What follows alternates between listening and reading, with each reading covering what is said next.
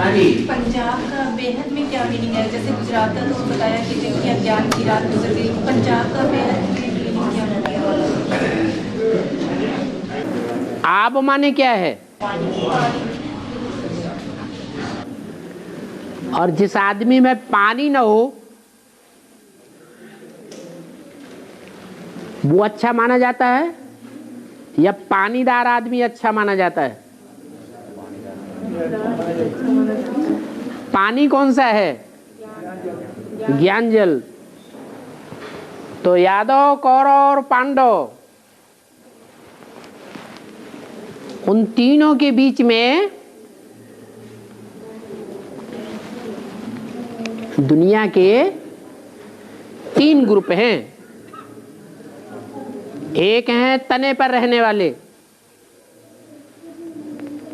मनुष्य सृष्टि रूपी वृक्ष के तने वाले। दूसरे हैं दाईं ओर के राइटियस धर्मों में कन्वर्ट होने वाले, और तीसरे हैं लेफ्टिस्ट धर्मों में कन्वर्ट होने वाले। जो लेफ्टिस्ट धर्मों में कन्वर्ट हो जाते हैं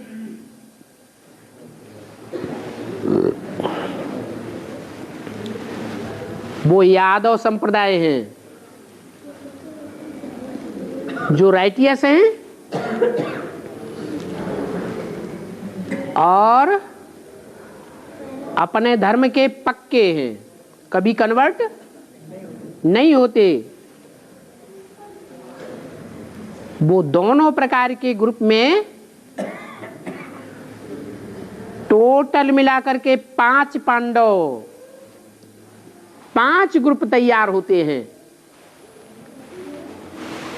जो इज्जत आबरू वाले हैं या बेइज्जत होने वाले हैं?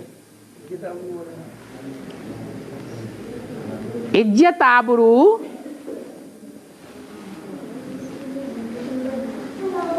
का आधार कौन है?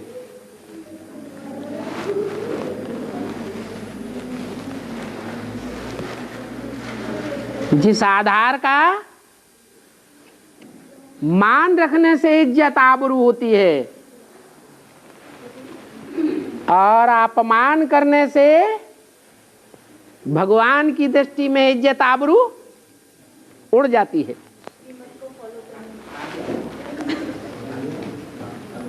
जो इज्जत आबरू वाले हैं, उन इज्जत आबरू वालों का आधार कौन है? जिसके आधार पर, जिनके आधार पर उनकी इज्जत आबरू बनी रहती है।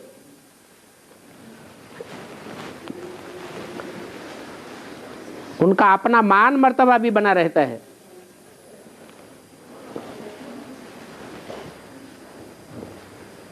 आधार का दुरुपयोग करने से ईश्वर की दृष्टि में उनकी इज्जत आबरू आखिरी खत्म हो जाती है। वो जान जाते हैं कि हम आब वाले नहीं हैं, आबरू वाले नहीं हैं, हमने दुरुपयोग किया है उस आधार का।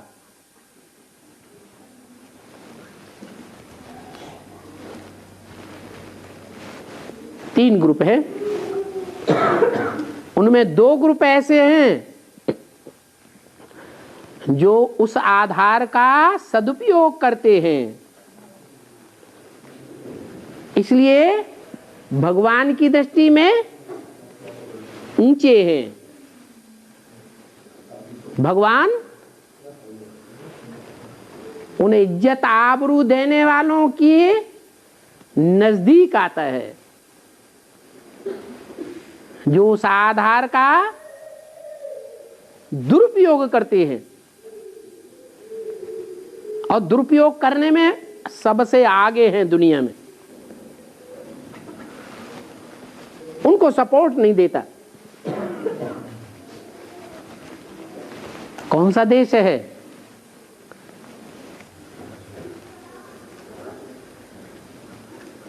अरे मातृ देश कौन सा कहा जाता है? भारत ही तो मातृ देश कहा जाता है। ये मातृदेश किस आधार पर कहा जाता है? माताओं कन्याओं का यहाँ विशेष मान है। यहाँ की संस्कृति में माताओं कन्याओं का मान देने के कारण भारत में भगवान आते हैं, मातृ देश में भगवान आते हैं, विदेशों में नहीं आते हैं। वो दुरुपयोग करते हैं या नहीं करते हैं? हैं? माताओं कन्याओं की वो इज्जत आबरू नहीं करते जो भारत में, भारतीय परंपरा में है। ये दूसरी बात है कि आज के भारतवासी मोस्टली विदेशियों के प्रभाव में आकर के उस आधार का भी दुरुपयोग करने लगे हैं। तो मूल आधार है कन्याएं माताएं। क्यों? श्रीमत को फॉलो करने में पुरुष आगे जाते हैं या कन्याएं माताएं आगे जाती हैं? कन्याएं माताएं आगे जाती हैं पुरुषों के मुकाबले।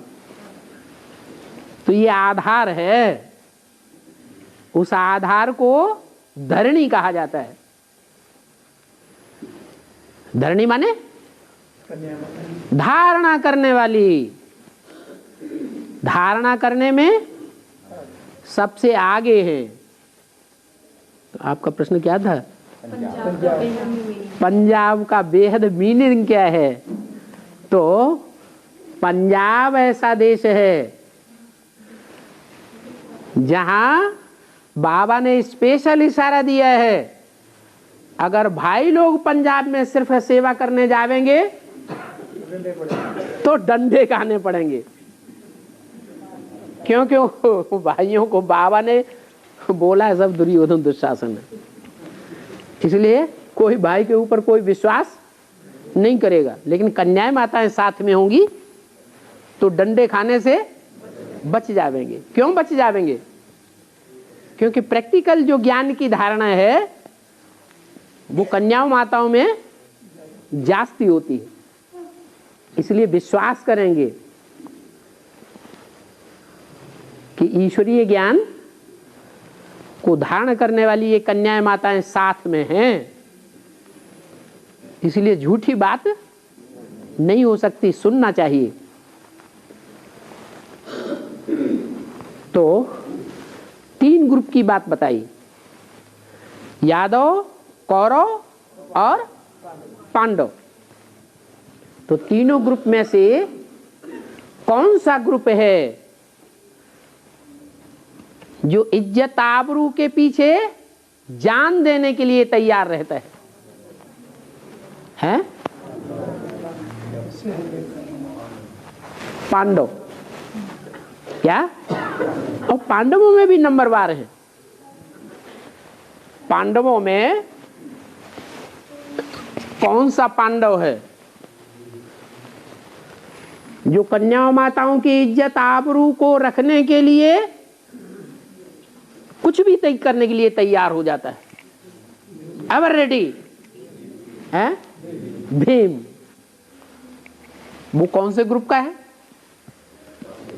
सूर्यवंशी है, चंद्रवंशी है, इस्लामी, वो बौद्धि है, इस्लामी है, कौन सा है? हैं? हाँ, असल में तो संगम युग का है।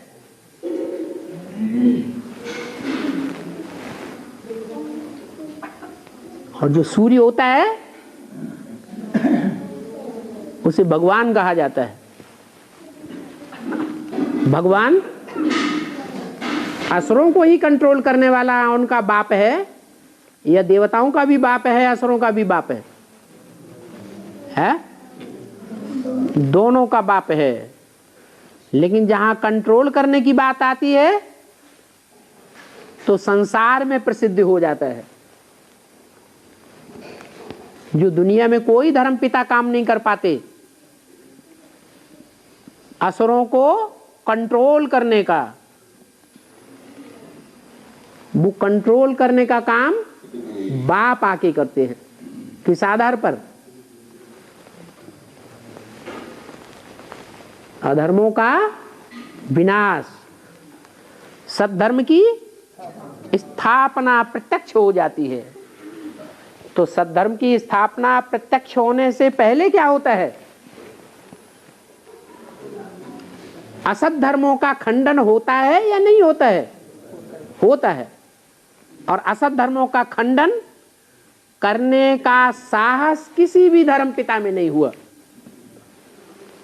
पुराने पुराने जो धर्म चलते चले आए और उनकी जो कुरीतियां परंपराएं पुरानी पुरानी चलती चली आई, उनका विरोध नहीं किया, अपने धर्म की स्थापना कर दी।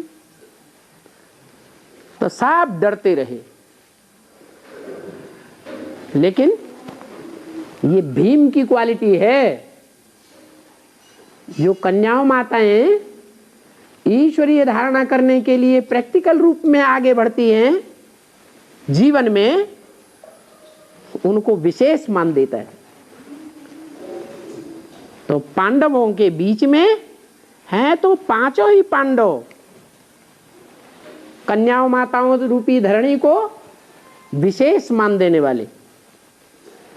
लेकिन वो सूर्यवंशी ग्रुप जो है वो सबसे आगे है। इसलिए आबरू वाला है, इज्जत आबरू को बचाने के लिए मरने मारने के लिए तैयार है। देहम वा पातयामि कार्यम वा साधयामि। ये आब है, ये वास्तव में एक पांडव की बात नहीं है, पांचों पांडवों की आब है।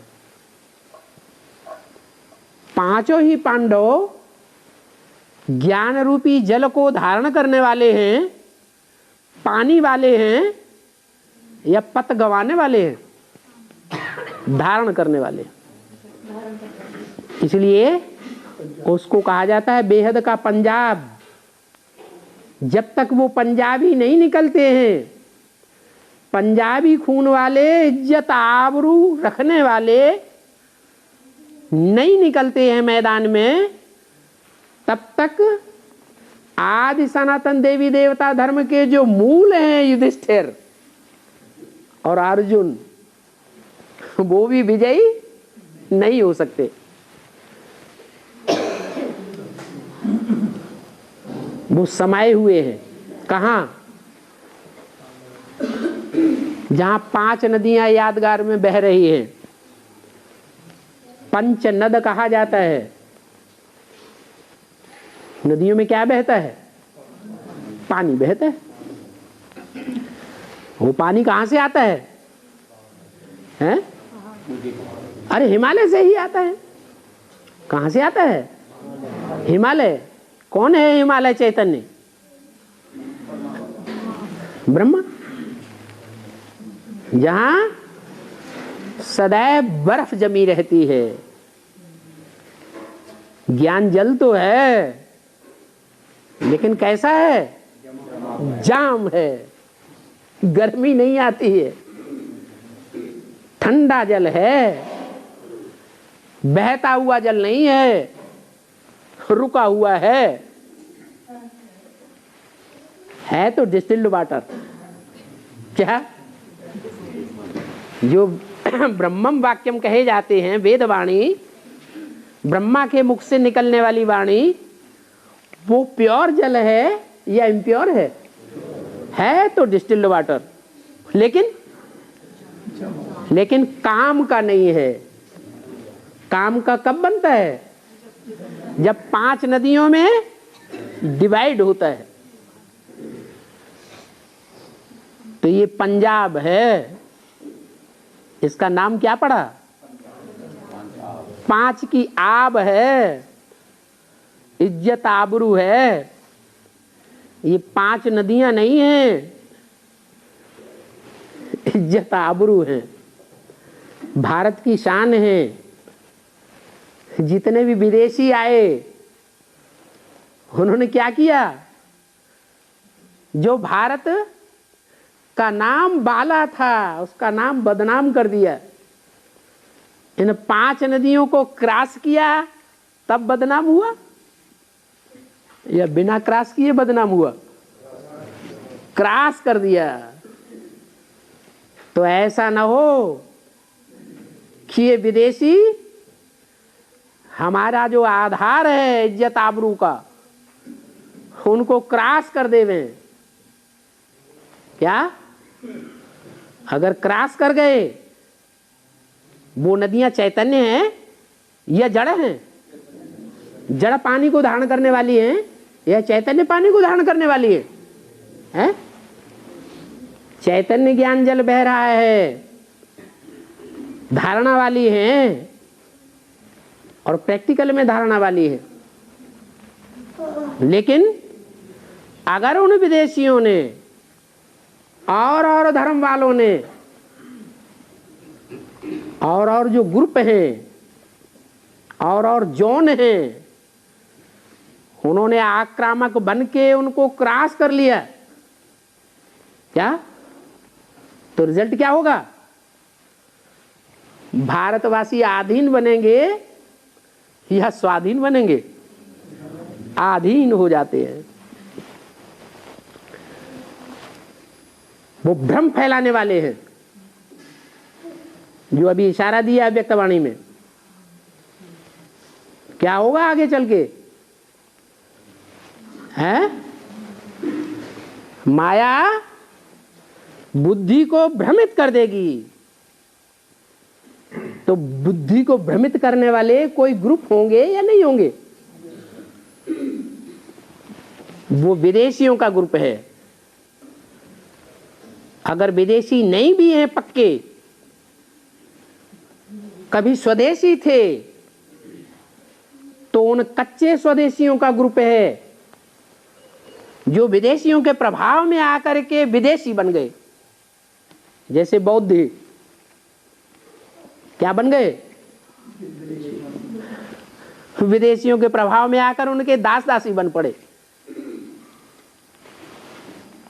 विदेशियों ने तलवार उठाई और उन्होंने हाथ खड़े कर दिए। अहिंसा परमो धर्म। अहिंसा का अर्थ उल्टा उठाई लिए।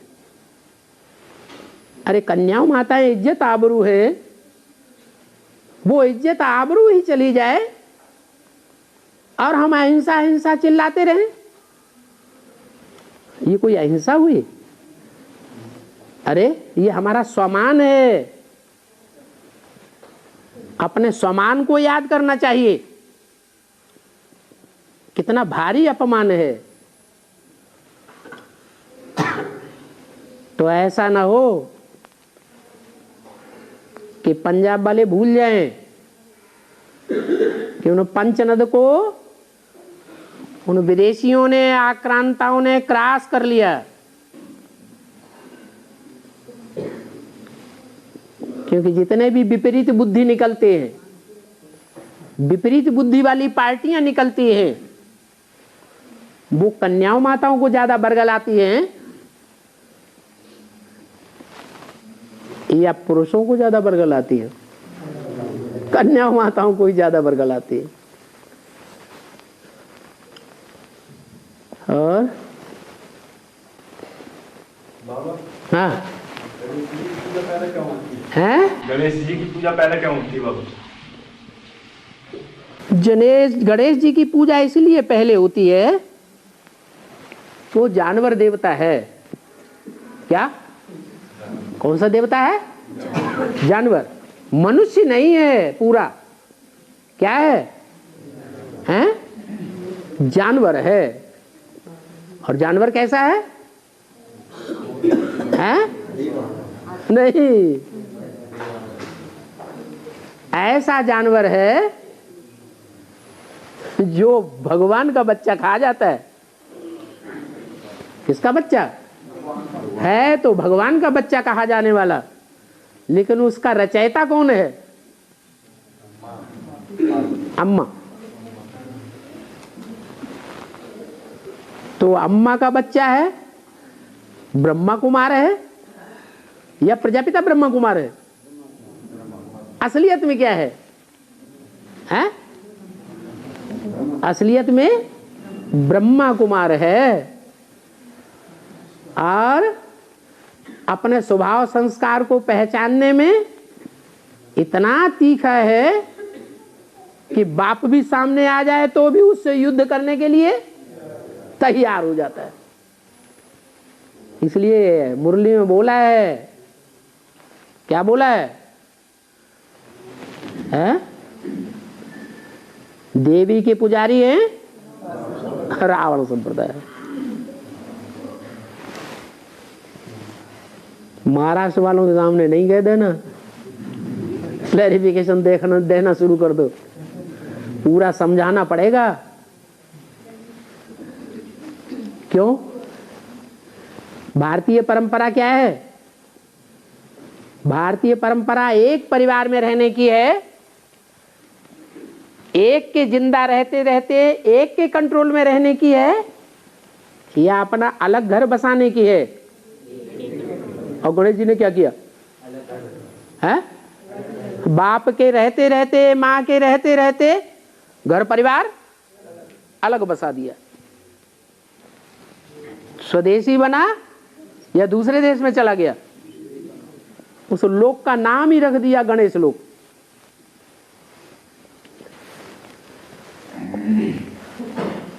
तो प्रश्न क्या था? हाँ, पूजा का जो आधार है क्या है? प्योरिटी। माने पर फिर भी माता और पिता दोनों की एक मत है या अलग अलग मत है? हैं? एक मत। उस एक मत की बात को जो मानवीय बुद्धि होगी वो पहले समझेगा या बाद में समझेगा? हैं? मनुष्य बुद्धि होगी तो पहले समझेगा, जानवर बुद्धि होगी तो बाद में समझेगा।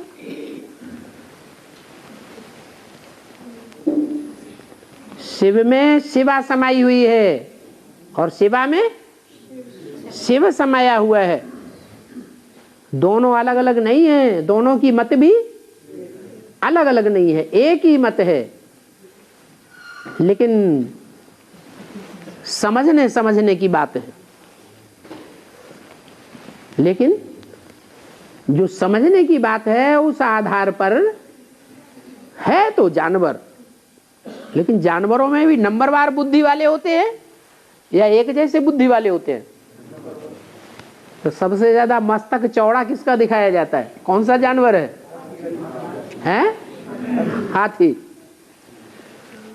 महारथी है, जल्दी समझ जाता है, तुरंत नहीं समझता लेकिन फिर भी जल्दी समझ लेते हैं।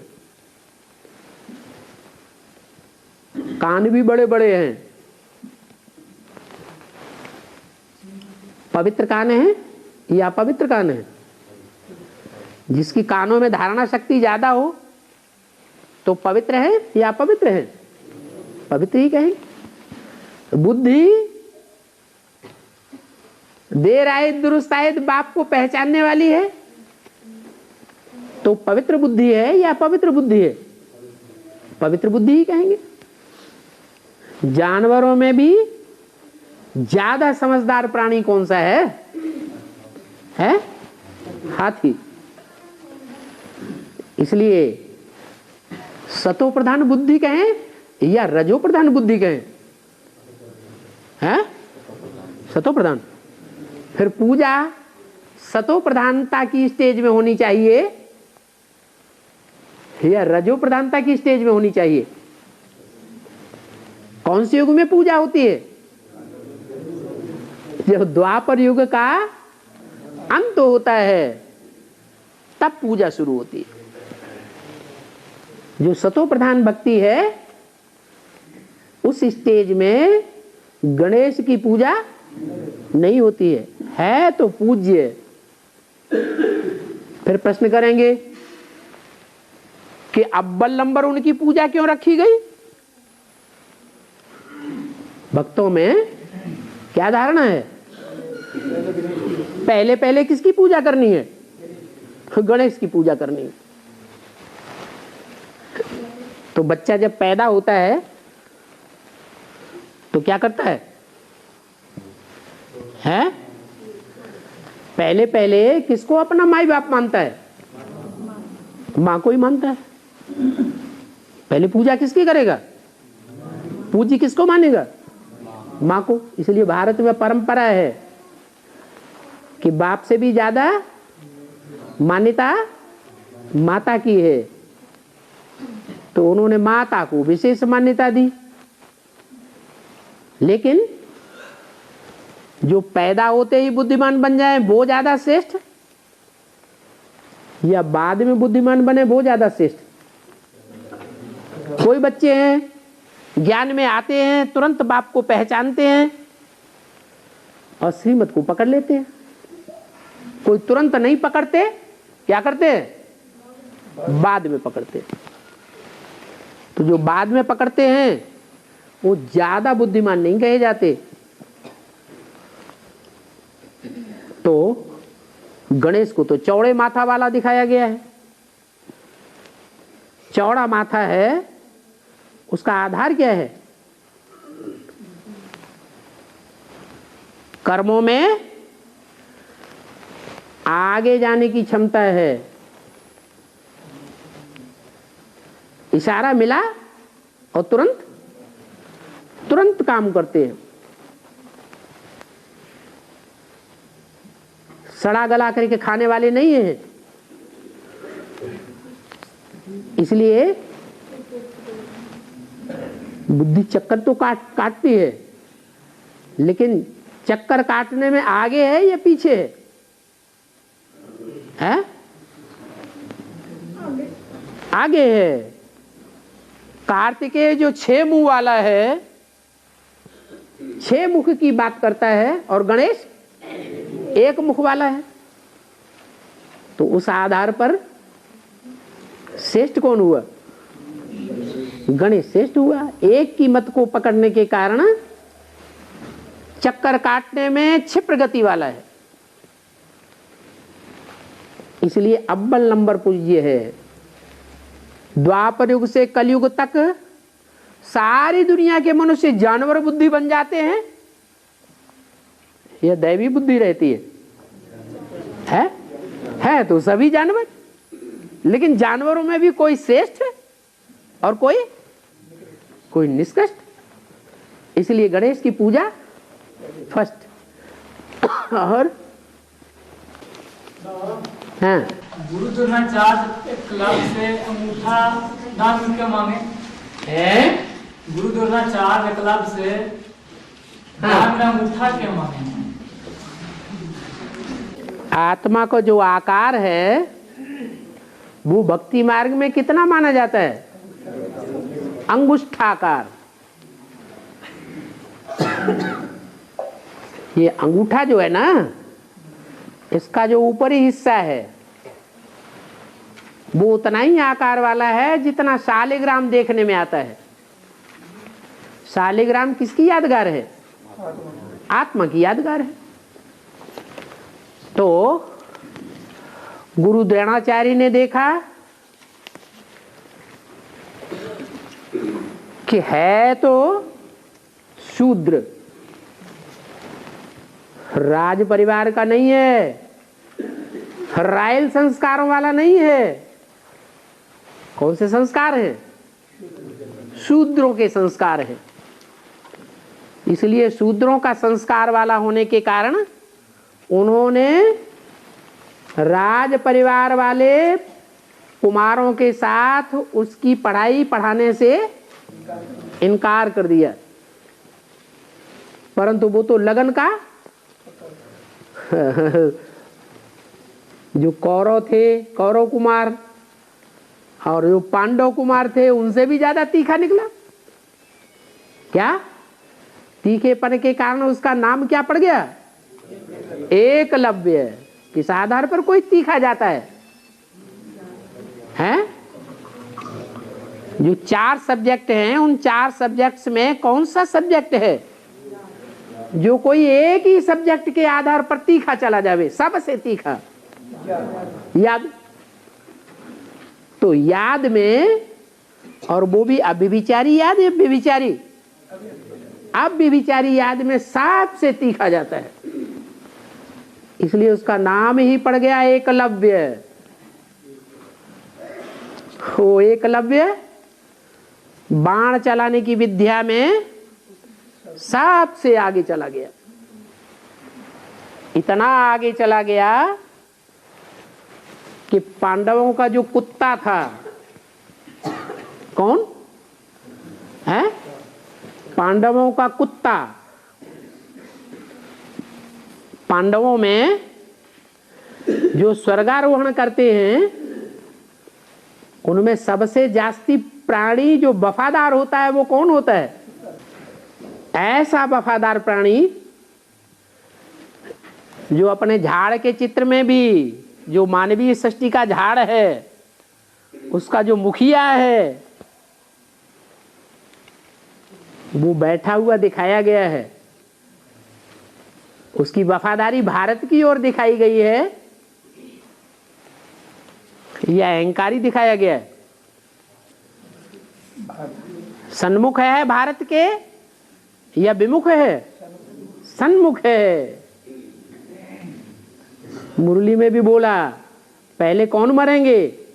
पहले इस्लाम ही मरेंगे। कब? जब सारे संसार में बाप की प्रत्यक्षता होगी तो पहले पांडव भी नहीं मरेंगे। कौन मरेंगे? इस्लाम ही मरेंगे। लाम लग जाएगी उनकी, क्या लंबी लंबी लाइन लग जाएगी मरने वालों की। और मुरली में क्या बोला? पहले सरेंडर कौन होगी? माया। कौन से धर्म की है? इस्लाम धर्म में कन्वर्ट होने वाली है। वो माया और माया के पीछे जाने वाले माया भी पहले प्रत्यक्ष होंगे,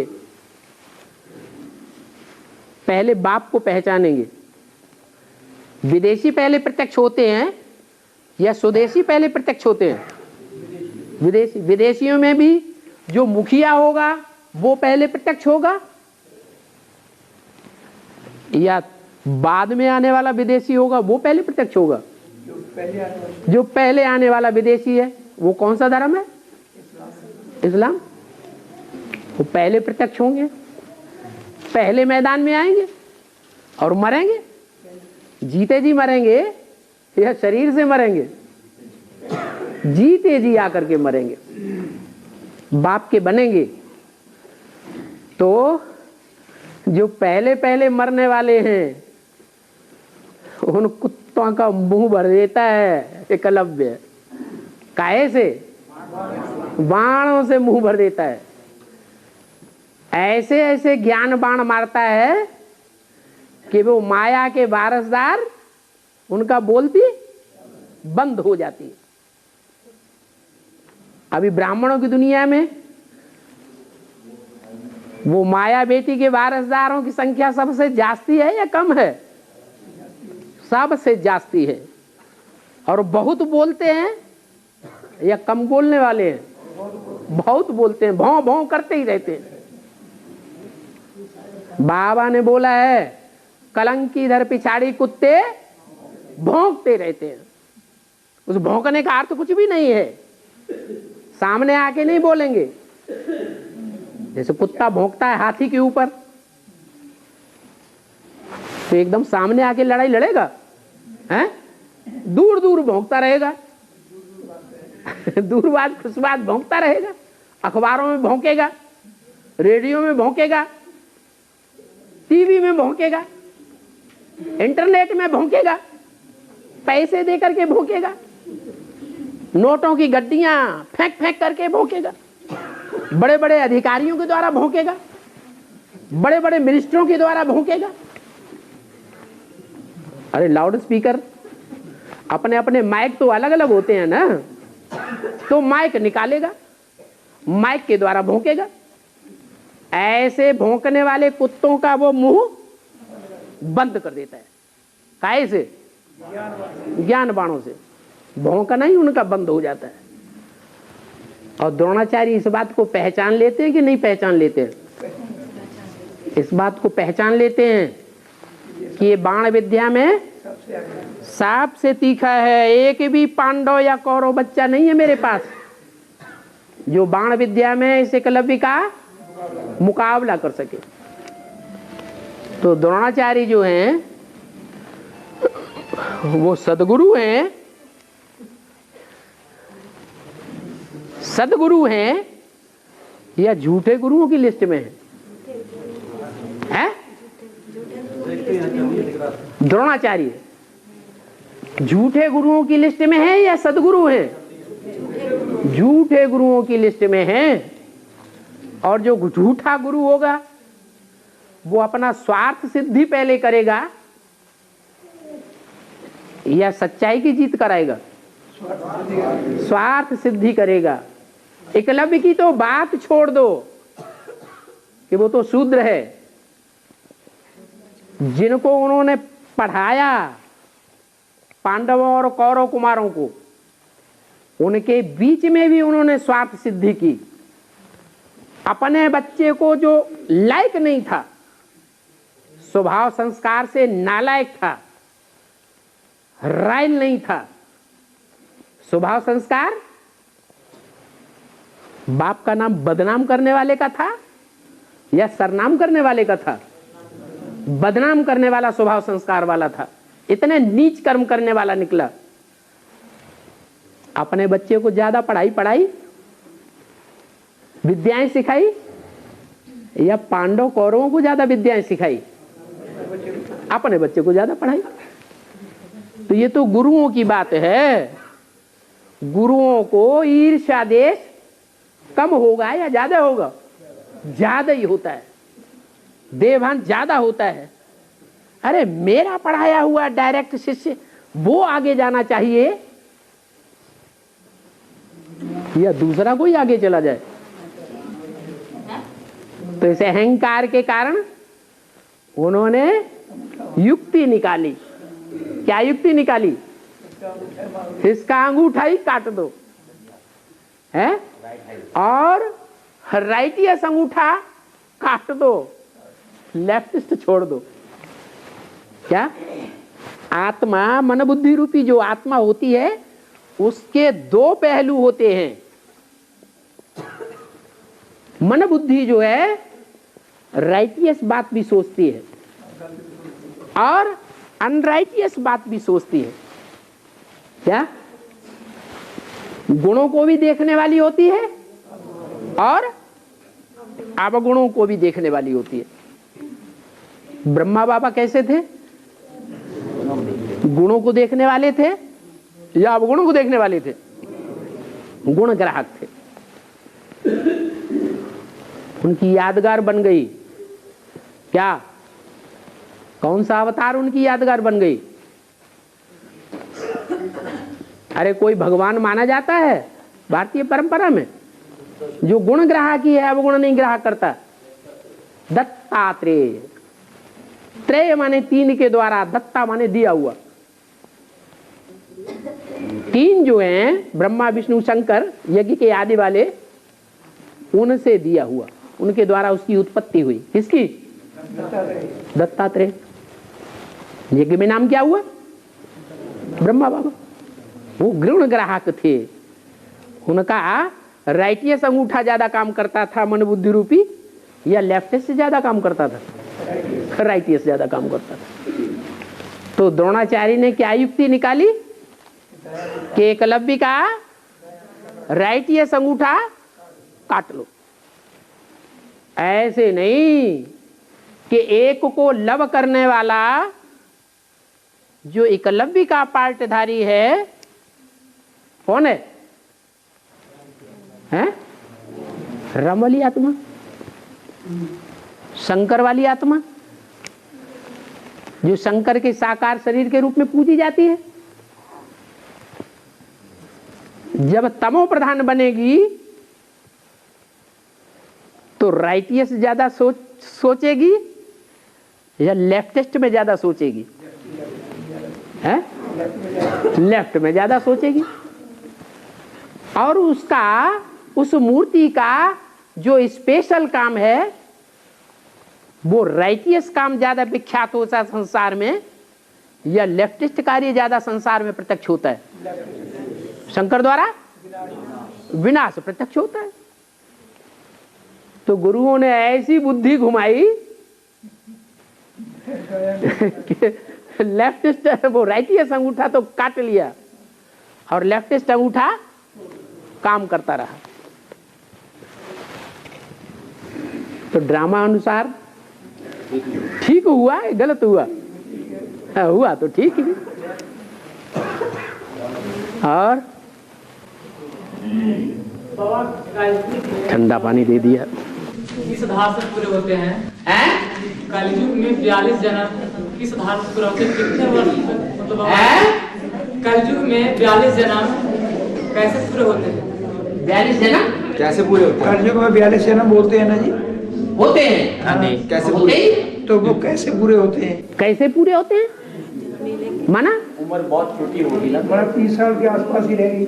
अरे भाई सतयुग में एवरेज आय ज्यादा होनी चाहिए कम होनी चाहिए? सतयुग में ज्यादा होती है। जब सतयुग में एवरेज आयु ज्यादा होगी तो जन्म कम होंगे या ज्यादा होंगे? जन्म कम होते हैं, 8 ही जन्म होते हैं। और उसके मुकाबले 2-3 युग बीतने के बाद जब कलयुग आएगा तो एवरेज एज कम होनी चाहिए या ज्यादा होनी चाहिए? जब कम एवरेज एज होगी तो जन्म ज्यादा होंगे या कम होंगे? हैं? ज्यादा ही होने चाहिए। बाबा तब एवरेज एज बहुत कम है। एवरेज एज बहुत कम है, 30 साल बैठती है। हाँ कहाँ 150 साल और कहाँ 30 साल, बहुत अंतर हो गया। तो फिर बाबा वो जन्म भी जो 42 जन्म है वो भी पहले 21 जन्मों के आधार पर ही है ना? क्यों नहीं होंगे? सतयुग त्रेता में जो रेशो रहता है और द्वापर कलयुग में जो रेशो रहता है वो प्योरिटी के आधार पर होता है या कोई दूसरा आधार होता है? प्योरिटी के आधार पर होता है। और हाँ जी बाबा जिन आत्मा की उम्र 30 वर्ष होगी एवरेज, तो ज्यादा सुख तो नहीं भोगेंगे? ज्यादा सुख तो नहीं भोगेंगे? इन आत्माओं की उम्र 30 वर्ष होगी एवरेज उम्र, एवरेज एज 30 साल होगी। 30 साल होगी, वो ज्यादा तो नहीं सुख भोगेंगे? ज्यादा सुख नहीं भोगेंगे? हाँ चौथा ही हिस्सा सुख भोगेंगे बचपन में। अरे बचपन तो चाहे गरीबी में हो और चाहे रईसी में हो, सुख तो भोगता है ना।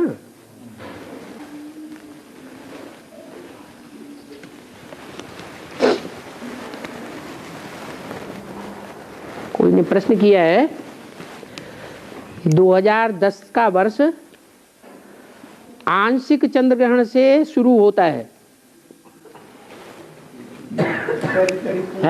पहली तारीख को जो है ना चंद्र ग्रहण लगा है लेकिन थोड़े टाइम के लिए लगा। हाँ आंशिक चंद्र ग्रहण से शुरू होता है। तो इसका बेहद में क्या भाव है? आरंभ ही जिसका पहली तारीख में आरंभ होते ही जहां ग्रहण लग गया हो तो ग्रहण बुद्धि को लगता है या देह को लगता है? बुद्धि को ही ग्रहण लग गया हो तो अंत क्या होगा? है अंत अच्छा होगा या और ज्यादा बुरा होगा? ये हिसाब है। और तो देखने में आता है कि दिन प्रतिदिन स्थितियां बिगड़ती जा रही हैं या सुधरती जा रही है? बिगड़ती जा रही। और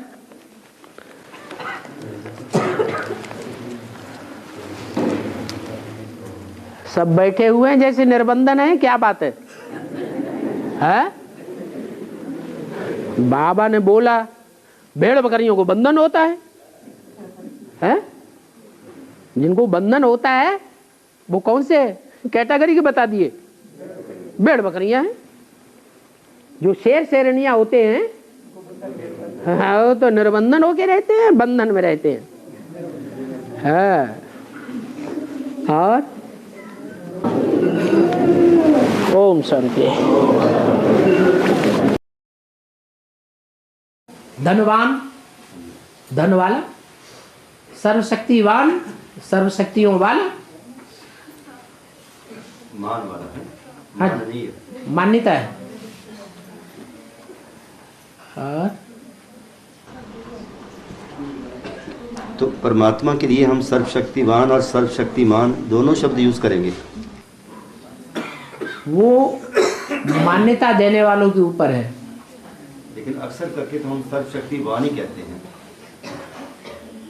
ये प्रैक्टिकल में जिसको अनुभव में आ गया वो तो मानेगा कि हाँ धन वाला है। प्रैक्टिकल में अनुभव नहीं आया, दूसरों ने कहा, उसने सुन लिया और मान लिया, तो मान्यता की बात होगी। एक हो गया अनुभव करना, एक हो गया मान लेना। हाँ, सिर्फ मान लिया।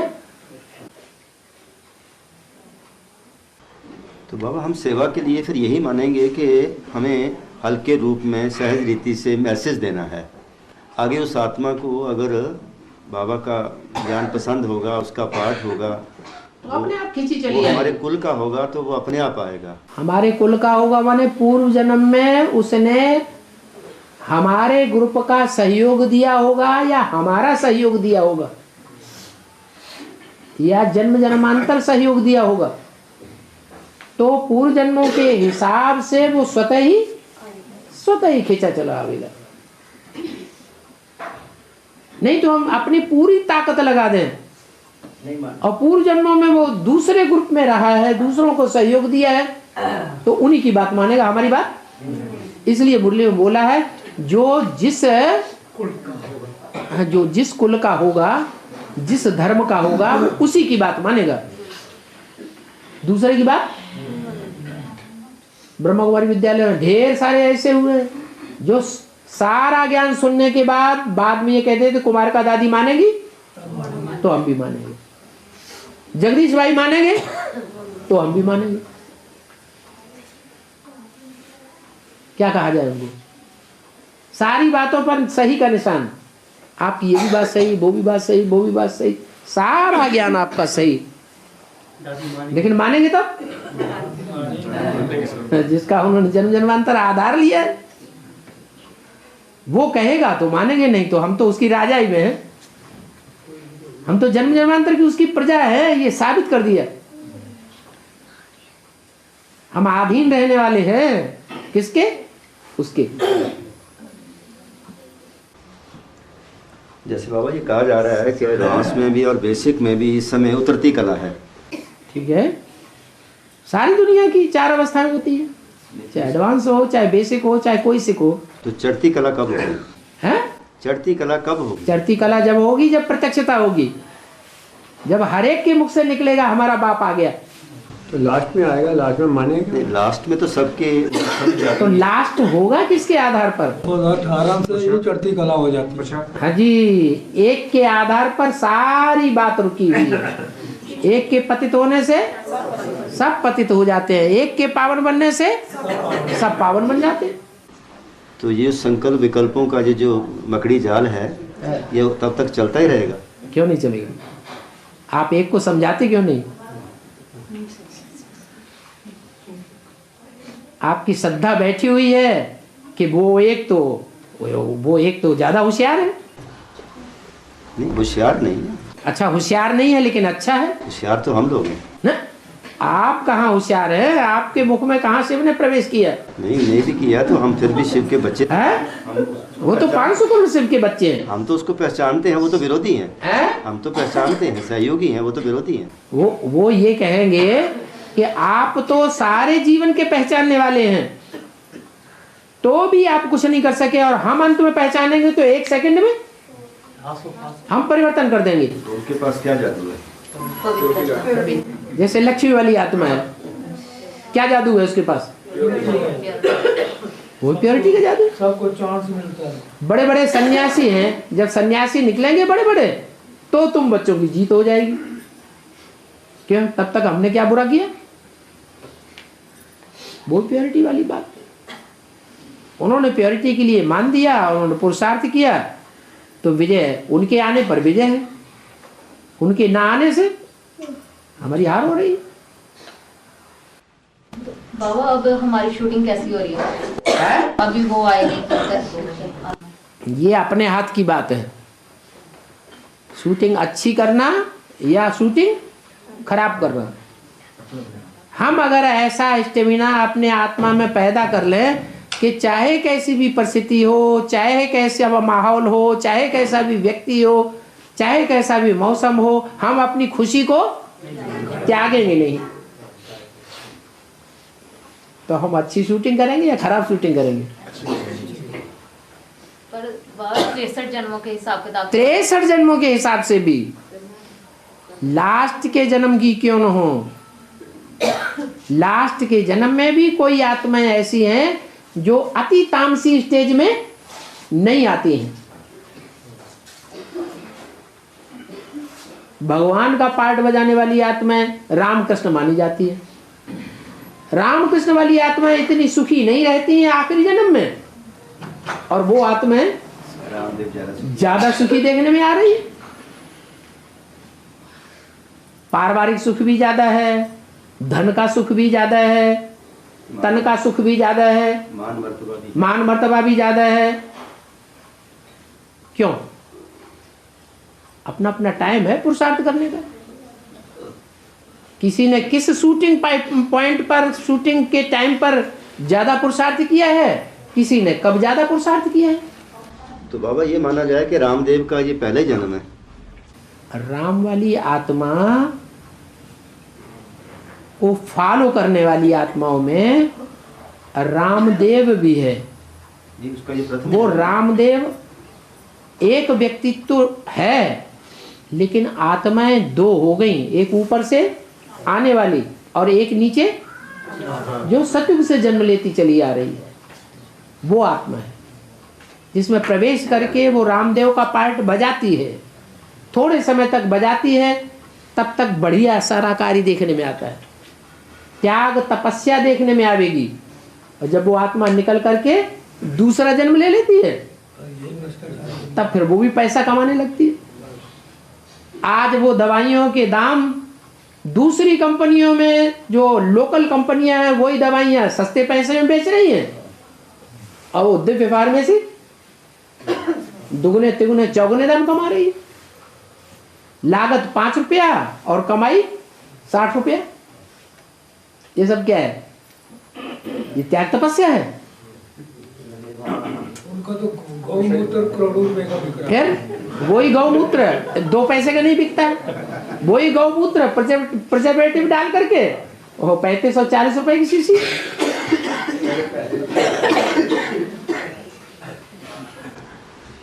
बाबा बीमारी की स्थिति में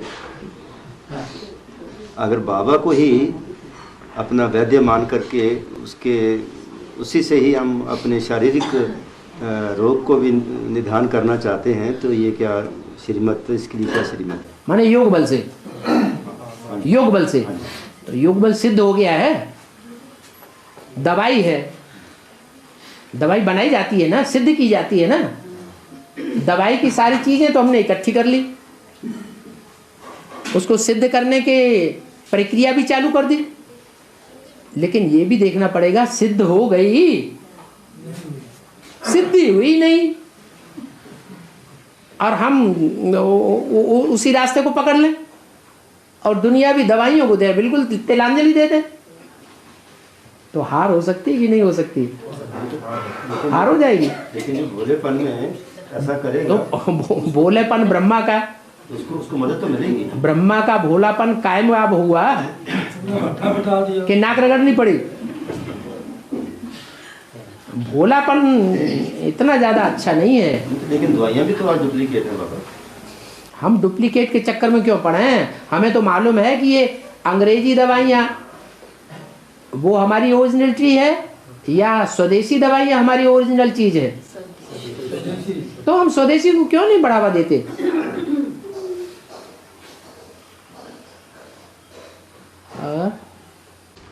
बाबा जैसे अव्यक्तवाणी में कहा गया है कि happy happy happy new year है?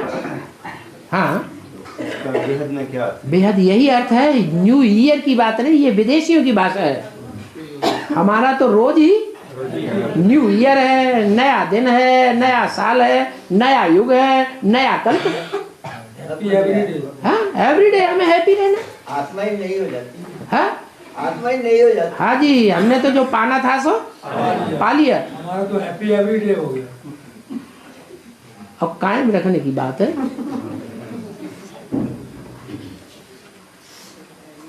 थोड़ी सी परीक्षा आ जाती है, थोड़ी सी अप्राप्ति हो जाती है, बस रोना शुरू। अल्पकाल की प्राप्ति के लिए रोना शुरू, और सदाकाल की प्राप्ति भूल जाती है, दिमाग से ही निकल जाती है। बाबा देखने में आ रहा है कि बाकी जगह पर खूब रिमझिम है बाबा के बच्चों की, लेकिन हमारे इस यहाँ पर जो है वो कमती होते जा रहे हैं। फिर वही नंबरेटी, नंबर पकड़ने वाली बात और क्वालिटी वाली बात आ जाती है। अरे जिनको टूटना है वो टूट जाए, वो अच्छा। क्वालिटी रह जाए वो अच्छा, या क्वांटिटी बनी रहे वो अच्छा? क्वालिटी बनी रहे, क्वालिटी मेंटेन होना ये बहुत ऊंची बात है। छोटा परिवार सुखी परिवार। हाँ जी, प्रसन्नता होनी चाहिए कि कीड़ा मकोड़े जा रहे हैं। बाबा जो ज्ञान में टूट रहे हैं वो उनको दोबारा मतलब उनका उमंग साथ बढ़ाना चाहिए या नहीं बढ़ाना चाहिए? ठीक है, अमृत बेला बैठ करके उनको सर्चलाइट दो, टाइम दो। सबसे ज्यादा वैल्यू टाइम की है या धन संपत्ति तन की और जन की वैल्यू है? टाइम की ज्यादा वैल्यू है। अच्छा, 10 मिनट रोज उनको निकालना शुरू कर दो। उनको जब तक डंडे ना पड़े तो नहीं मारने देंगे। सैटेलाइट से मारने वाले वो ठीक है, वो जिसके पास जो दवाई होगा सो दवाई देगा। जिसके पास, धर्मराज के पास कौन सी दवाई है? वो डंडे की दवाई। धर्मराज के दूतों के पास कौन सी दवाई है? डंडों के, वो उनको डंडे ही याद आवेंगे। हमारे पास कौन सी दवाई है? धर्मराज की डंडों का हमारे पास तो यही दवाई है, याद। बाबा धर्मराज के डंडों का ज्ञान में या उसका बेहद में क्या अर्थ निकाले हम? जैसे कहते हैं धर्मराज के डंडे, हाँ, उसका बेहद में या ज्ञान। अति का दुख, जिससे बड़ा दुख कोई हो ही नहीं सकता। शरीर छोड़ने के बाद ये शरीर रहते ऐसे नहीं समझो कि शरीर छोड़ जाएंगे और फिर सजाएं खावेंगे सूक्ष्म शरीर से। नहीं, जो सूक्ष्म शरीर लेते जा रहे हैं, स्थूल शरीर छोड़ते जा रहे हैं, उन आत्माओं को भी स्थूल शरीर धारण करा के सजा दूंगा। जैसे औलिया क्या करते हैं? औलिया क्या करते हैं? भूत प्रेत को डंडे आते हैं तो भूत प्रेत आत्मा दुखी होती है, चिल्लाती है, या जिसमें प्रवेश होता है वो चिल्लाता है? जो प्रवेश होती है उसको दुख होता है, चिल्लाती है, डकराती है। नहीं, लेकिन बाबा डंडे तो पड़ते हैं डंडे तो शरीर के ऊपर पड़ते हैं। हाँ, पड़ते हैं डंडे शरीर के ऊपर, लेकिन आत्मा फील उस समय उसको बांध लिया जाता है। आत्मा को, उसकी आत्मा फील नहीं करती। शरीर को जो शरीर है वो तो गुम हो जाएगा। भूत आत्मा मालिक हो गई ना, वो मालिक। तो बाद में जो निशान पड़े हुए रहते हैं वो तो उसी के शरीर के ऊपर दिखाई देंगे। वो भी उसका कर्म भोग। उस आत्मा के साथ कर्म भोग, कर्म बंधन बांधा किसने? उसने बांधा है ना, तब तो आया, उसने कंट्रोल किया है।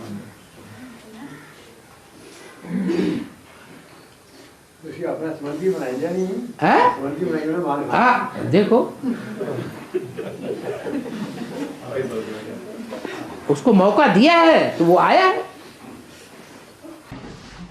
तो डंडे यही हैं, डंडे यहीं पर ही हैं। और क्या आप समझते हैं सपने में सजा खाएंगे? शाह का तो होगा खा लेंगे। ये आगे पीछे होता है, पहले भी होता है बाद में? है? ये सजा या पहले भी होगी या बाद में? अभी कुछ नहीं हो रहा है। अभी जो हो रहा है वो क्या है? अभी क्या हो रहा है? अभी तो ऐसा तो जन्म जन्मांतर होता आया, वो 63 जन्म में नहीं होता रहा, 63 जन्म में भी ऐसा होता आया। ये कोई बड़ी बात नहीं है। वो सजाएं जो खाई जाएंगी उसका रिजल्ट एक जन्म में नहीं पड़ेगा, 63 जन्मों तक उसका हिसाब किताब चुकतू होता रहेगा। 63 जन्म का पद भी नीचा हो जाएगा। 21 जन्म का तो होगा ही होगा पद नीचा। 84 जन्म का असर पड़ेगा सजाओं का। जितनी ज्यादा सजाएं उतना जन्म जन्मांतर का पद नीचा, जितनी कम सजाएं उतना जन्म जन्मांतर का पद ऊंचा। इसका क्या अर्थ है कि तुम मेरी शरण में आ जाओ, मैं तुम्हें सब पापों से मुक्त कर दूंगा। तो शरण में आ जाएं तब ना, वो तो कागज में लिख करके शरण में आ जाएंगे। हम तो देखो शरण में आ गए, देखो ये फर्रा है हमारे पास, और फिर कंधे के चढ़ के वो ऊपर चढ़ करके नाक और कान सब पकड़ेंगे, उसको शरण में आना कहेंगे। दाढ़ी मूछ हिला के रख देंगे। शरण में आएंगे, खाली मानेंगे उसकी बात है भाई, है ना? जब मानेंगे नहीं तो फिर क्या करेंगे? धोखाबाजी है। धोखाबाजी है। अब मान लेंगे तो शरण है। बाबा जो अभी सजाएं मिली इससे पद को नहीं कम होगा, लास्ट में जो मिलेगी उससे पद कम होगा। अभी जो हिसाब किताब है, जो बीमारी से जो कुछ होता है, तो जन्म जन्मांतर भोगते ही चले आए, ये कोई बड़ी बात नहीं है। इससे पद का कोई फर्क नहीं है? पद नीचा नहीं होगा। ये तो अच्छा है। उस धर्मराज की सजाएं कम हो रही हैं ये भोगने से।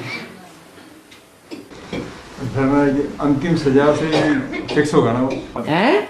हाँ, ये अभी जो हम बीमारी से सजा भोग रहे हैं या मनुष्यों के झगड़े से सजा भोग रहे हैं, ये जो भी सजाएं हमें मिल रही है इस लौकिक दुनिया की, जो दुख मिल रहे हैं, वो जितना ज्यादा दुख मिलेंगे उतना धर्मराज की सजाएं कम होती जाएगी। धर्मराज की सजाएं हम किसे कहेंगे? जो धारणा करने वाला रहा है, जिसने हमारे मुकाबले ज्यादा धारणा की है ईश्वरीय ज्ञान की प्रैक्टिकल जीवन में, वो हमको सजा देने के निमित्त बनेगा। कोई एक नहीं बनेगा, क्या अनेक बनेंगे। अपने अपने कनेक्शन के आधार पर बनेंगे। जैसे लौकिक परिवार वाले भी बनेंगे, वो भी बनेंगे। लौकिक परिवार वाले कैसे बनेंगे? लौकिक परिवार वालों ने ज्यादा पुरुषार्थ हमसे किया है क्या? उन्होंने धारणा ज्यादा की है। पूर्व जन्म के तो कर्म बंधन होंगे ना। पूर्व जन्म के कर्म बंधन वो तो अभी भोग रहे हैं हम। लौकिक परिवार वालों की स्टेज हमसे ज्यादा ऊंची हो जाएगी। वो तो ज्ञान की बातों को मानते ही नहीं है। अभी जो मानने की स्टेज पर ही नहीं है, वो जानने की स्टेज पर कहां से आ जाएंगे? और जानेंगे ही नहीं तो प्रैक्टिकल जीवन में करने की स्टेज पर कहां से आ जाएंगे? जिन्होंने जाना भी है, माना भी है और प्रैक्टिकल करके दिखाया भी है, वो हमको सजा देने के निमित्त बनेंगे। सजा तो बाबा तब मिलेगी, उधर से आ जाएगी महाकाल है, उधर महाकाल पहले ही बैठा हुआ है। महाकाल जब खान से पकड़ कर निकाल लेगी तो महाकाल भी बोल देगा तुम इसी काबुल हो। हाँ ठीक है, तब होगी सजा है? फिर सजा महसूस होगी। हाँ। बाबा एक शब्द है काल और एक शब्द है अकाल। काली, अकाली, महाकाली। बाबा कहते हैं अकाल पड़ेगा। है तो काल के आगे जब अ लगा देते हैं तो उसका सार्थक, मैंने टाइम आया नहीं, उम्र हुई नहीं, और बिना उम्र पूरे हुए बिना टाइम आए हुए ही वो अप्राप्ति शुरू हो गई। नहीं, अकाले मृत्यु, वो तो अकाले मृत्यु हुई है ना, वही अकाल, काल नहीं है। अकाल का मतलब जैसे बाबा कहते हैं ना, सामान्य रूप से काल आया नहीं, टाइम नहीं आया। जैसे अभी कमियां तो महसूस हो रही हैं, कमी तो हो गई है हर चीज़ की, लेकिन कमी के बाद जैसे कहते हैं ना जी, काल पड़ जाएगा। हम लोग अपनी भाषा में काल कहते हैं उसको, किसी चीज़ का जैसे ना पड़ गया जी, काल ही पड़ गया जी। काल पड़ गया, काल नहीं पड़ गया, अकाल पड़ गया। काल तो हमेशा चलता ही रहता है, वो पड़ता नहीं है, वो तो रेगुलर है, लेकिन कभी अकाल हो जाता है। हाँ, टाइम नहीं है, सर्दी का टाइम नहीं है तो मई जून, लेकिन जबरदस्त सर्दी पड़ गई तो क्या कहेंगे, काल है ही नहीं। गर्म सर्दी का बर्फ पड़ गई तो अकाल हो गया, अकाले काम हो गया। अकाल का अर्थ हम यही लेते थे ना, जैसे खाना पीना नहीं मिलेगा, टाइम नहीं है, पानी की बूंद नहीं मिलेगी। हाँ, टाइम नहीं है तो भी ऐसा हो रहा है। तो बाबा जैसे कई बार कहते हैं ना कि मेरे जो बच्चे हैं, मैं उनके लिए गारंटी उठाता हूँ कि उनको अकाल नहीं पड़ेगा, 2 रोटी उनको मिलेगी। ठीक है। तो बाबा किन बच्चों के लिए कहता हूँ? जो पुरुषार्थी बच्चे हैं, ठीक से श्रीमत पर चलने वाले हैं, अच्छे से सेवा कर रहे हैं, डिस्टर्बेंस नहीं करते हैं। जो बाप के बच्चे हैं वो मौज में रहेंगे, बाप के बच्चे नहीं हैं, रावण के बच्चे बन गए, धोखा दे दिया, तो उनके लिए अकाल पीड़ा लेके आएगा, अकाल पीड़ा बन जाएगा। अकाल धर्मराज की दूतों की बात कर करके सबको सख्ते में डाल दिया।